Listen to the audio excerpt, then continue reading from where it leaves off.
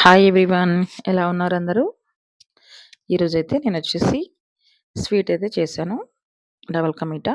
అది కూడా 2 టైప్స్ అయితే చేశాను. ఎలా చేశానో చూపిస్తాను చూడండి. ఓకే, ఫస్ట్ అయితే నేను బ్రెడ్ అయితే తీసుకున్నాను, మిల్క్ బ్రెడ్. అవి స్లైసెస్గా అయితే కట్ చేశాను.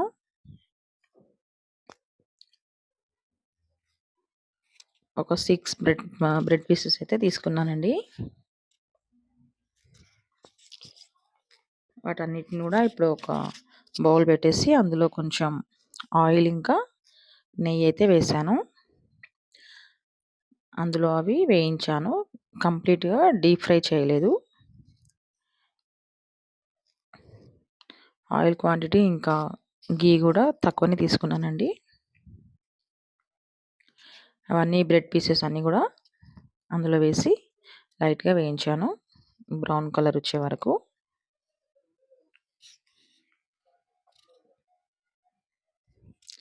స్వీట్ అంటే అందరికీ చాలా ఇష్టం కదండి. సో నేనైతే న్యూ ఇయర్ రోజు అయితే చేశాను ఈ స్వీట్ వచ్చేసి.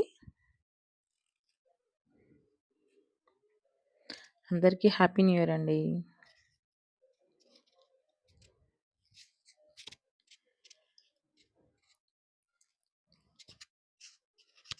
నా ఛానల్ని కొత్తగా చూసేవాళ్ళు సబ్ చేసుకోండి. ఓకే, ఇలా ఒక్కొక్కటిగా వేస్తూ అయితే ఫ్రై చేశాను. ఎక్కువ ఆయిల్ కానీ తీసుకుంటే అందులో మొత్తం డీప్ ఫ్రై అవుతుంది కాబట్టి కొంచెం త్వరగా అవుతుంది. సో ఈ ప్రాసెస్లో కొంచెం టైం పడుతుందండి ఇవన్నీ వేగే వరకు.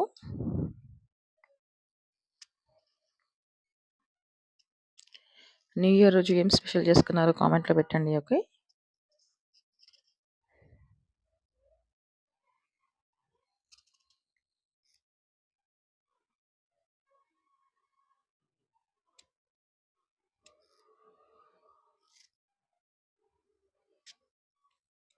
ఇలా ఇవి వేయించాను కదండి, ఇవైతే తీసి పక్కకు పెట్టేశాను.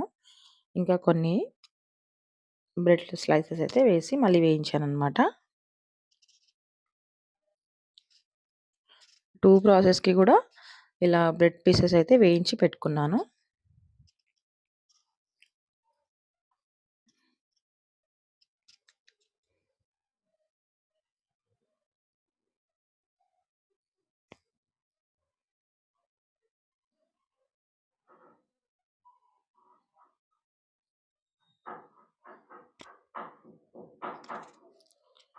చూడండి, ఇప్పుడు ఇందులో అయితే ఇప్పుడు షుగర్ సిరప్ కోసం అయితే షుగర్ వేసాను.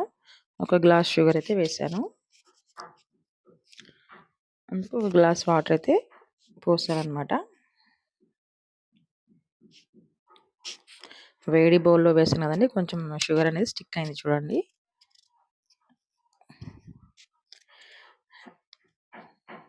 స్లోగా కలుపుతుంటే అంతా మెల్ట్ అయిపోయింది.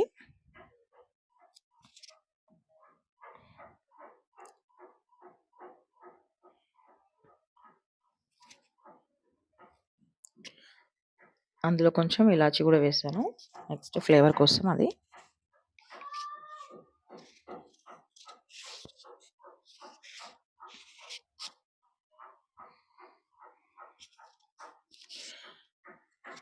ఇప్పుడు మనం బ్రెడ్ని అయితే వేయించి పెట్టాం కదా, అవి వచ్చేసి ఇందులో డిప్ చేస్తే సరిపోతుంది అంతే. డబల్ కా మీఠా స్వీట్ అయితే రెడీ అవుతుంది కదండి. సో నేను స్పెషల్గా డబల్ కా మీఠా చేసే బ్రెడ్ అయితే తీసుకోలేదు కదా, నార్మల్ బ్రెడే తీసుకున్నాను.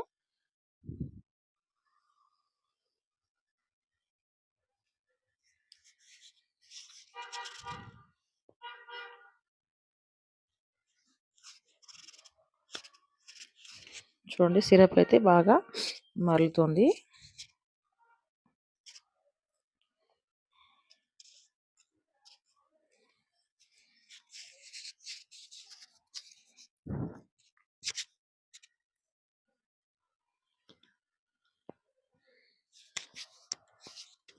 ఇంకా స్టవ్ ఆఫ్ చేసి అయితే నేను ఈ పీసెస్ అన్ని కూడా అందులో వేసాను. ఇంకా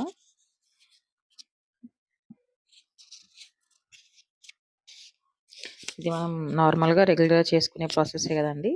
సో నేను కూడా అలాగే చేశాను. ఇంకా నెక్స్ట్ వచ్చేసి ఇంకో ప్రాసెస్ అయితే చేశాను.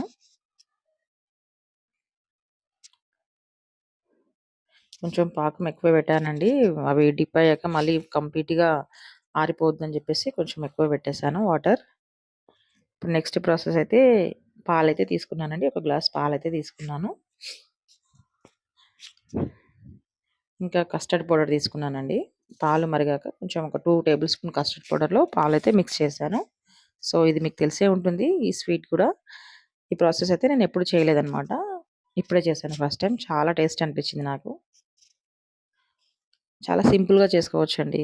ఇంకా ఈ షుగర్ సిరప్ టైమ్ ప్రాసెస్ అవుతుంది కాబట్టి, జస్ట్ కొన్ని పాలు వేయించాక అందులో కస్టర్డ్ పౌడర్ కలిపేసి లైట్‌గా షుగర్ కూడా ఎక్కువ వేయలేదు. ఒక 2 టేబుల్ స్పూన్ షుగర్ వేశానంతే. అంటే మనం తీసుకునే క్వాంటిటీ బట్టి. చూడండి అంతే.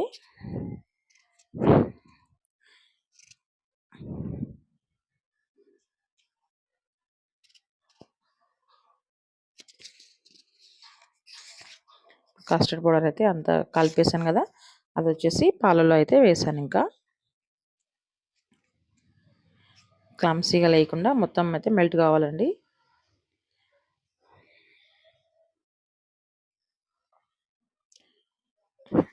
మనం కస్టర్డ్ పౌడర్ వేస్తే ఆటోమేటిక్‌గా పాలనేవి థిక్‌గా అవుతాయి కదా! చిక్కగా అవుతుందనమాట. చూడండి థిక్‌గా వచ్చేసాయి.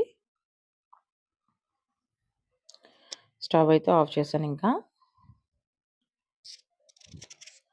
ఇక్కడైతే ఇప్పుడు ఈ స్లైసెస్ మీదైతే ఇదంతా కూడా పోసేసానండి ఇంకా కంప్లీట్‌గా.